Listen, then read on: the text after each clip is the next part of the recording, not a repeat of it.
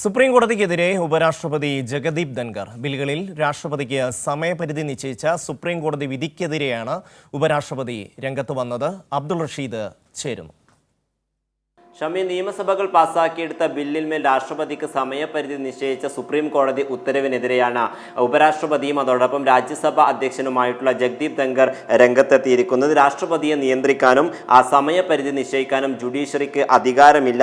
അതോടൊപ്പം രാഷ്ട്രപതിയെ നിയന്ത്രിക്കുന്ന ഒരു സാഹചര്യം ഈ ജനാധിപത്യത്തിൽ ഉണ്ടാകാൻ പാടില്ലെന്നും അത് ഗുരുതരമായിട്ടുള്ള പ്രത്യാഘാതങ്ങൾ സൃഷ്ടിക്കുമെന്നാണ് ഇപ്പോൾ ജഗദീപ് ധൻഖർ ചൂണ്ടിക്കാട്ടിയിരിക്കുന്നത്. രാജ്യസഭാ ഇന്റേണലുകളുടെ 6ാം ബാച്ചിന് അഭിസംബോധന ചെയ്തുകൊണ്ടായിരുന്നു ഇത്തരത്തിലൊരു വിമർശനം അദ്ദേഹം ഉയർത്തിയിട്ടുള്ളത്. പ്രത്യേകിച്ചും ഭരണഘടനയുടെ 145(3) വകുപ്പ് പ്രകാരം സുപ്രീം കോടതികൾക്കും അതോടൊപ്പം മറ്റു കോടതികൾക്കും നിയമം വ്യാഖ്യാനിക്കാൻ മാത്രമാണ് അവകാശമുള്ളത്. അതേസമയം രാഷ്ട്രപതിയെ നിയന്ത്രിക്കുന്നതിന് ആവശ്യമായിട്ടുള്ള അവകാശങ്ങൾ ജുഡീഷ്യറിക്ക് ഇല്ല എന്നും അദ്ദേഹം കുറ്റപ്പെടുത്തിയിട്ടുണ്ട്. അതോടൊപ്പം ഇത്തരം നിർദ്ദേശങ്ങൾ പുറപ്പെടുവിക്കുമ്പോൾ അത് 5ഓ 6ഓ അംഗങ്ങൾ അടങ്ങുന്ന അല്ലെങ്കിൽ ജഡ്ജിമാരടങ്ങുന്ന ഭരണഘടനാ ബെഞ്ചാണ് നിശ്ചയിക്കേണ്ടത്. ഇത്തരത്തിൽ 2 പേരടങ്ങുന്ന ബെഞ്ച് മാത്രം ഉള്ള ഈ പ്രസ്താവനയെ അംഗീകരിക്കാനാകില്ല എന്നുള്ളൊരു നിലപാടാണ് ഇപ്പോൾ ജഗദീപ് ധൻഖറിന്റെ ഭാഗത്തു നിന്നും ഉണ്ടായിട്ടുള്ളത്.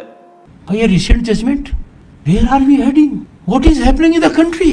We have to be extremely sensitive. It is not a question of someone filing a review or not. We never bargained for democracy for this day. President being called upon to decide in a time-bound manner.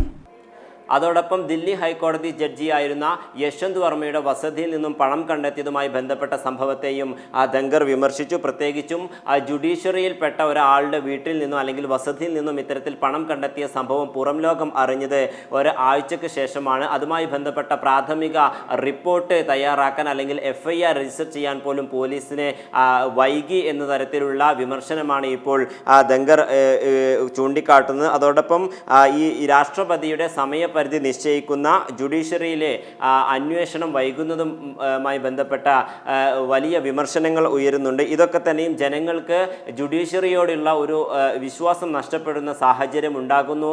അത്തരം സർവേകളൊക്കെ തന്നെയും ഇതാണ് ചൂണ്ടിക്കാട്ടുന്നത് എന്നുള്ള വിവരമാണ് ഇപ്പോൾ ധൻഖർ എടുത്തിരിക്കുന്നത്. ഇത്തരത്തിൽ ഈ വിധിക്കെതിരെ നേരത്തെയും കേന്ദ്ര സർക്കാരിന് വലിയ തിരിച്ചടിയാകുന്നു. ഇത്തരത്തിൽ ഈ കേന്ദ്ര സർക്കാരിൻ്റെ നിലപാടിനോട് യോജിക്കുന്ന തരത്തിലുള്ള വിമർശനം തന്നെയാണ് ഇപ്പോൾ ധൻഖർ ചൂണ്ടിക്കാട്ടിയിരിക്കുന്നത്. അബ്ദുൾ റഷീദാണ് വിവരങ്ങൾ നൽകിയത്.